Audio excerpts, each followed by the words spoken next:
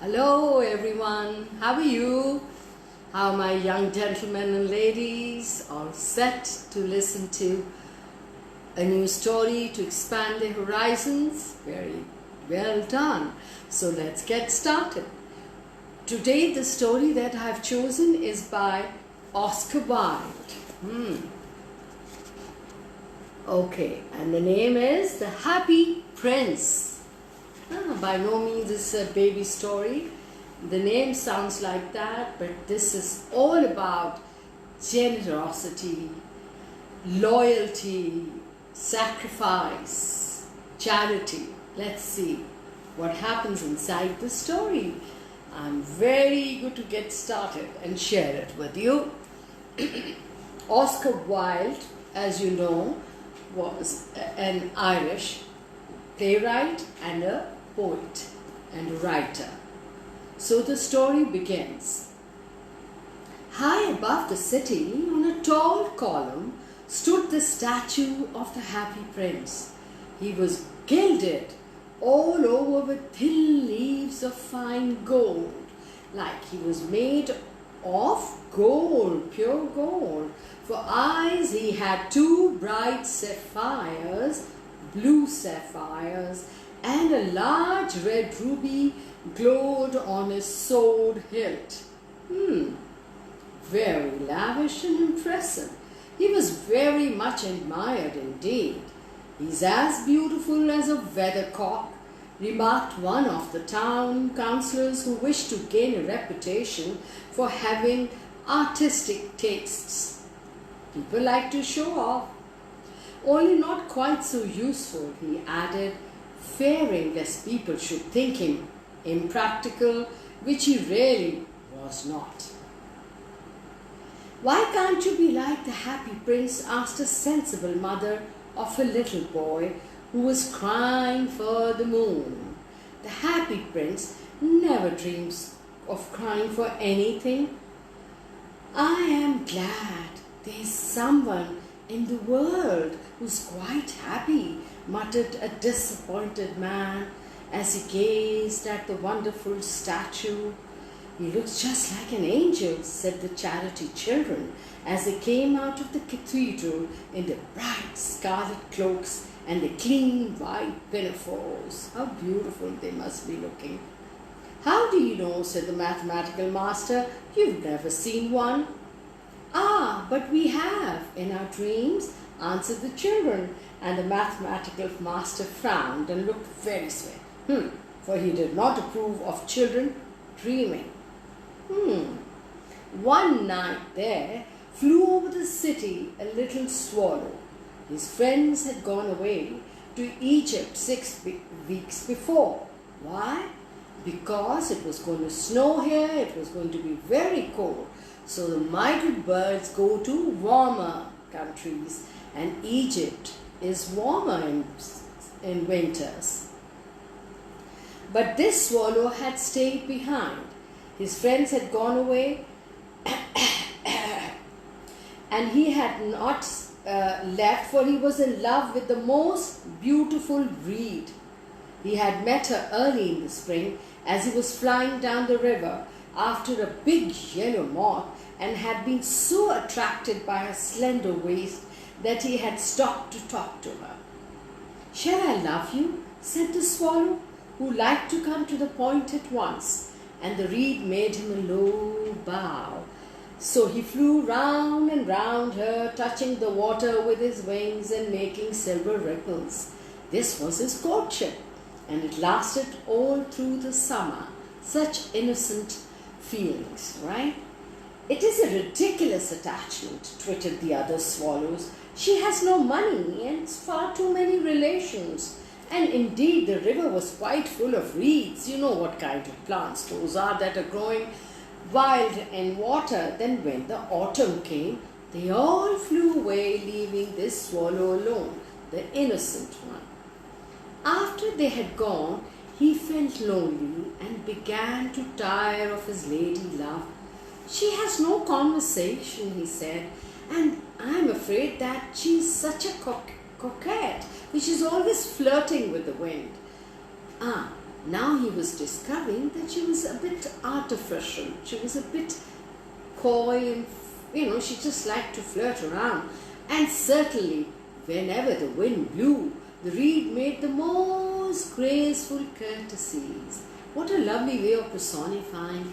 Like the reed is swaying with the wind, but here the Oscar Wilde says it made most graceful courtesies. I admit that she's domestic, he continued, but I love traveling, and my wife consequently should love traveling also. Will you come away with me? He said finally to her.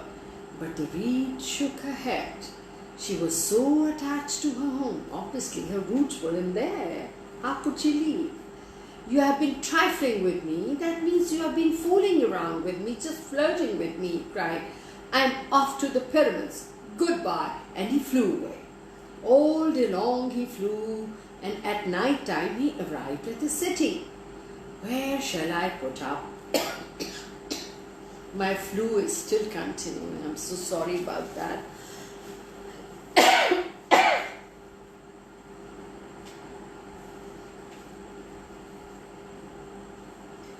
He cried. It is a fine position with plenty of fresh air. So he alighted just between, guess where?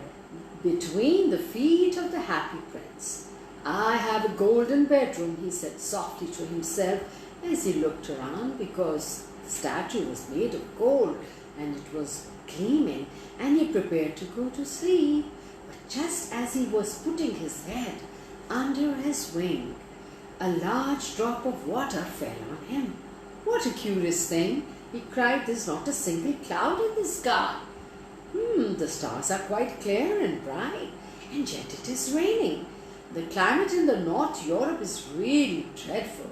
The reed used to like the rain, but that was merely her selfishness. Then another drop fell.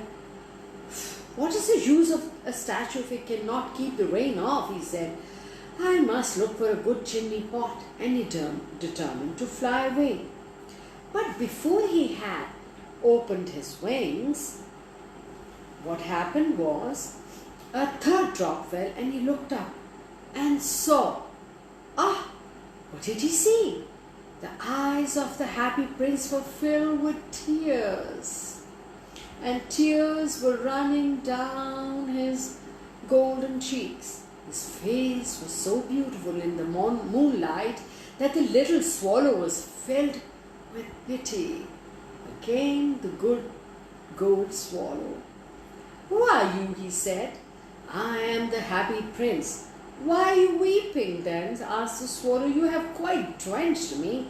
When I was alive and had a human heart, answered the statue, I did not know what tears were, for I lived in the palace of Sanssouci, where sorrow is not allowed to enter. In the daytime, I played with my companions in the garden, and in the evening I led the dance in the great hall. Round the garden ran a very lofty wall, but I never cared to ask what was beyond that, because for me everything was so beautiful within the walls. My courtiers called me the happy prince, and happy indeed I was, if pleasure be happiness. Now point to think, can pleasure always provide happiness? So I lived and so I died. And now that I'm dead, they have set me up here so high that I can see all the loneliness and the misery of my city. And though my heart is made of lead, yet I choose to weep. What is he not? My heart chooses to weep. What is he? Not solid gold, said the swallow to himself. He was too polite to make any personal remarks out loud. Such a lovely personality of the swallow. Far away, continued the statue in a low musical voice, far away, in a little street, there is a poor house. One of the windows is open, and through it I can see a woman seated at a table. Her face is thin and worn, and she has coarse red hands and all pricked by the needle, for she's a seamstress. She's embroidering passion flowers on a satin gown for the loveliest of the Queen's maids of honor to wear at the next court ball. In a bed in the corner of the room, her little boy is lying ill. He has a fever and is asking for oranges. His mother has nothing to give him but river water, so he's crying, "Swallow, swallow, little swallow. Will you not bring her the ruby out of my sword hilt? My feet are fastened to this pedestal and I cannot move." Obviously the statues cannot move, but his heart is alive. Why is it alive? Because it is full of love, sympathy, pity and kindness.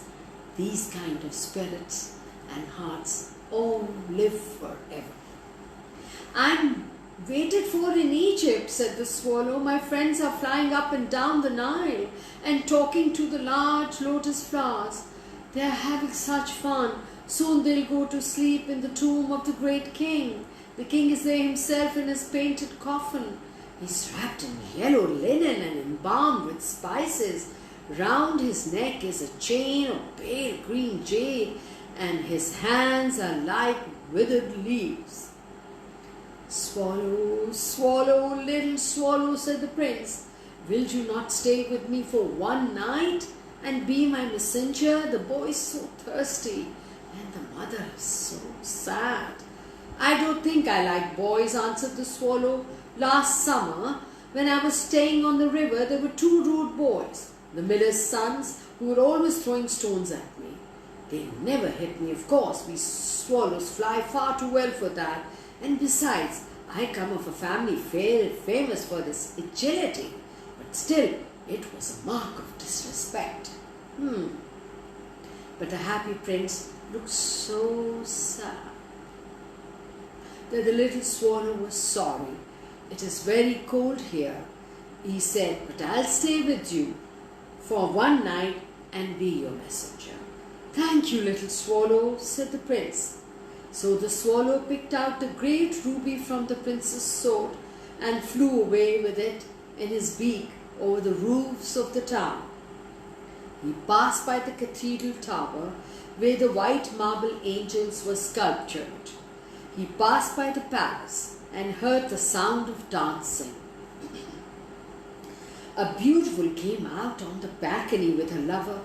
"How wonderful the stars are," he said to her, "and how wonderful is the power of love." "I hope my dress will be ready in time for the state ball," she answered.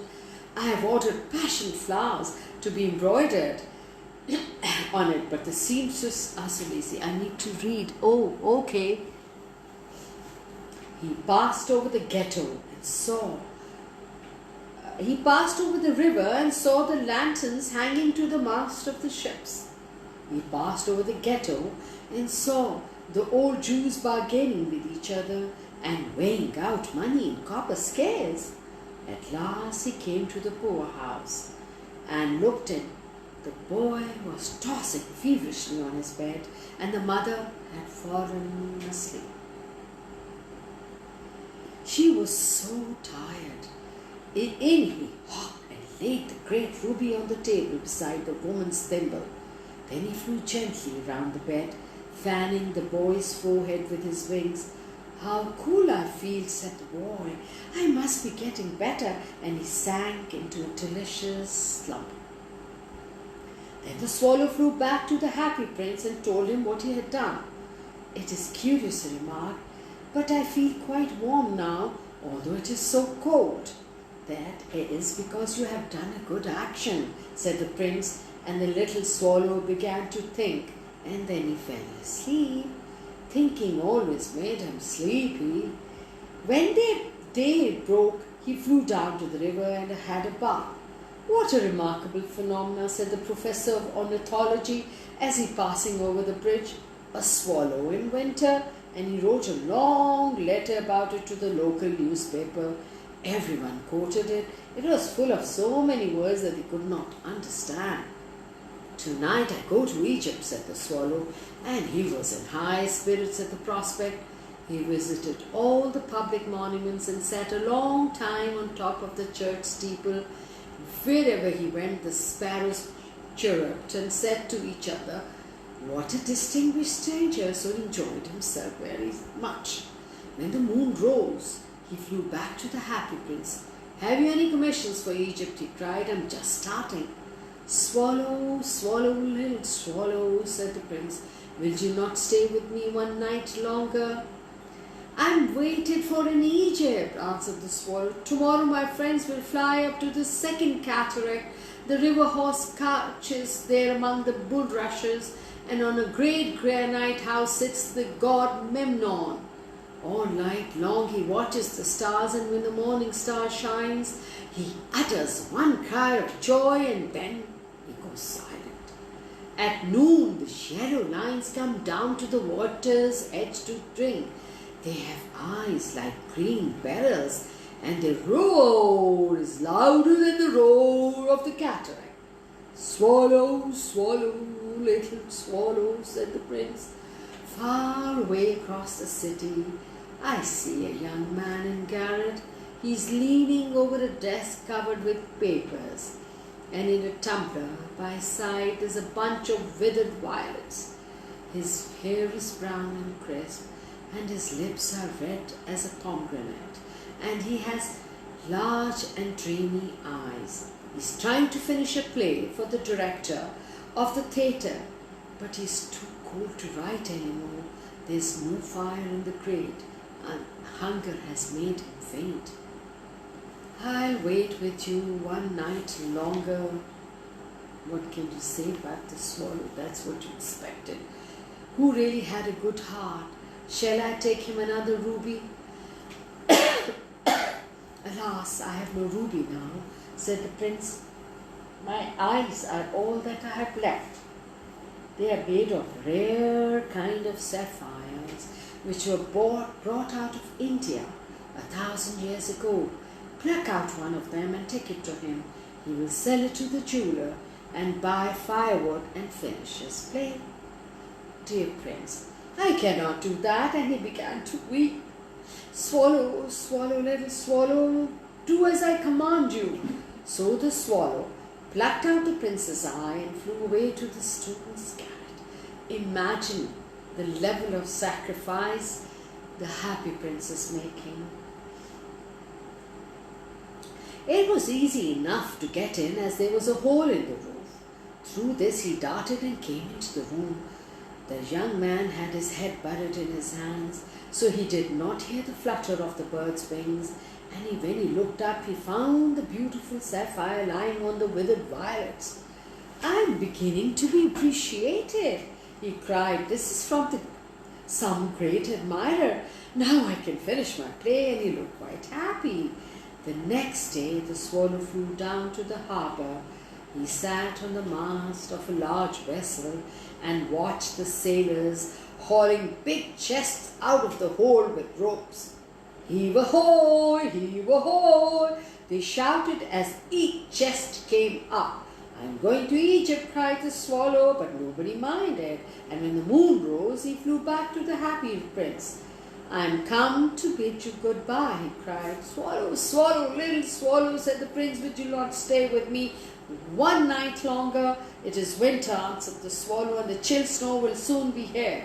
In Egypt the sun is warm, and on the green palm trees and the crocodiles lie in the mud and look lazily about them. My companions are building a nest in the temple of Baalbek, and the pink and white doves are watching them and cooing to each other.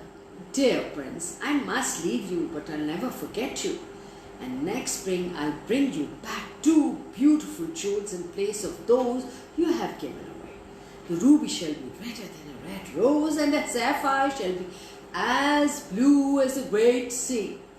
In the square below," said the happy prince, "there stands a little match girl. She has let her matches fall in the gutter, and they're all spoilt. Her father will beat her if she does not bring home some money and she is crying. She has no shoes or stockings, and her little head is bare. Pluck out my other eye and give it to her, and her father will not beat her. Oh, oh, I'll stay with you one night longer, said the swallow, but I cannot pluck out your eye. You would be quite blind then. Swallow, swallow, my little swallow, said the prince. Do as I command you. So he plucked out the prince's other eye and darted down with it. He swooped past the match girl and slipped the jewel into the palm of her hand. What a lovely bit of glass, cried the little girl, and she ran home laughing. Then the swallow came back to the prince. You are blind now, he said, so I'll stay with you always. No, little swallow, said the poor prince, you must go away to Egypt. I'll stay with you always, said the swallow, and he slept at the prince's feet. All the next day he sat on the prince's shoulder and told him stories of what he had seen in strange lands. He told him of the red ibises who stand in long rows on the banks of the Nile and catch goldfish in the peaks, of the Sphinx, who's as old as the world itself and lives in the desert and knows everything. He told him of the merchants who walk slowly by the side of the camels and carry amber beads in the hands of the king of the mountains of the moon, who's as black as ebony and worships a large crystal. And he had stories about the great green snake that sleeps in a palm tree and has 20 priests who feed it with honey cakes, and of the pygmies who sail over a big lake on large flat leaves and are always at war with butterflies. Dear little swallow, said the prince, you tell me of marvelous things, but more marvelous than anything is the suffering of men and women. There is no mystery so great as misery. Fly over my city, little swallow, and tell me what you see there. Please do send me your comments. So the swallow flew over this great city and saw the rich making merry in their beautiful houses, while the beggars were sitting at the gates, just like in our countries. He flew into dark lanes and saw the white faces of starving children looking out listlessly at the black streets. Under the archway of a bridge, two little boys were lying in one another's arms to try and keep themselves warm. Look at the disparity. How hungry we are, they said. You must not lie here, shouted the watchman, and they wandered out into the rain. Then he flew back and told the prince what he had seen. Prince said, I am covered with fine gold. You must take it off leaf by leaf and give it to my poor. The living always think that gold can make them happy. Leaf after leaf of the fine gold the swallow picked off, till the happy prince looked quite dull and grey. Leaf after leaf of the fine gold he brought to the poor, and the children's faces grew rosier, and they laughed and played games in the street. We have bread now, they cried. Then the snow came, and after the snow came the frost. The streets looked as if they were made of silver. They were so bright and glistening. Long icicles like crystal daggers hung down from the eaves of the houses everywhere. Everybody went about in furs, and the little boys wore scarlet caps and skated on the ice. Swish, swish. The poor little swallow grew colder, but he could not leave the prince. He loved him too well. He picked up crumbs outside the baker's door when the baker was not looking, and tried to keep himself warm by flapping his wings. But at last he knew he was going to die. He had just enough strength to fly up to the prince's shoulder once more. Goodbye, dear prince, he murmured. Will you let me kiss your hand? I am glad that you're going to Egypt at last, little swallow, said the prince. You have stayed too long here, but you must kiss me on the lips, for I love you. "It is not to Egypt that I am going," said the swallow. "I am going to the house of death. Death is the brother of sleep, is he not?" And he kissed the happy prince on the lips and fell down dead at his feet. What a martyr! What a spirit! What loyalty! What kindness! So we have heroes everywhere. At that moment, a curious crack sounded inside the statue as something had broken. Excuse me, please. The fact is that the leaden heart had snapped right into two. It certainly was a dreadfully hard frost. Actually, it had broken into two because the swallow had died, sacrificing its life. Early the next morning, the mayor was walking in the square below in company with the town councillors. As he passed the column, he looked up at the statue. "Dear me, how shabby the happy prince looks," he said. "How shabby indeed," cried the town councillors, who always agreed with the mayor. "The ruby has fallen out of his sword, his eyes are gone, and he is golden no longer. In fact, he is little better than a beggar." "Better than a beggar," said the town councillors. "And here is actually a dead bird at his feet," continued the mayor. "We must really issue a proclamation that birds are not to be allowed to die here, as if we can help it." And the town clerk made a note of the suggestion. So they pulled down the statue of the happy prince. As he is no longer beautiful, he is no longer useful. So as long as this beauty that is skin deep is there, you are useful. Is that true? Do you agree with it? Send me your answers, said the art professor at the university. Then they melted the statue in a furnace, and the mayor held a meeting of the corporation to decide what was to be done with the metal. "We must have another statue, of course," he said, "and it shall be a statue of myself." "Of myself," said each of the town councillors, and they quarrelled. When I last heard of them, they were quarrelling still.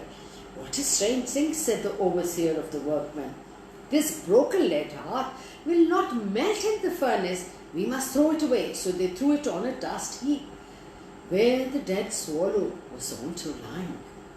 "Bring me the two most precious things in the city," said God to one of his angels, and the angel brought him the leaden heart and the dead bird.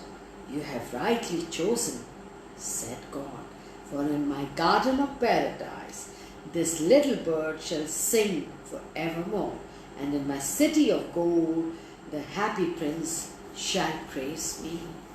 Oh, the rewards. So, I hope I was able to spread a lot of information about different things, about migrant birds, about different countries, about Egypt, right? And kindness, compassion, sympathy, charity. Yes, that is the best virtue of all. We owe it for all our existence. It's our obligation. I hope you remember that. I hope you enjoyed the story. I've actually got transported to Egypt and to this town, and I was feeling cold. I thought I was in that cold land. Didn't you? I did. Okay, I'll wait for your messages, please. I love them. Bye-bye. Thank you. Until next time.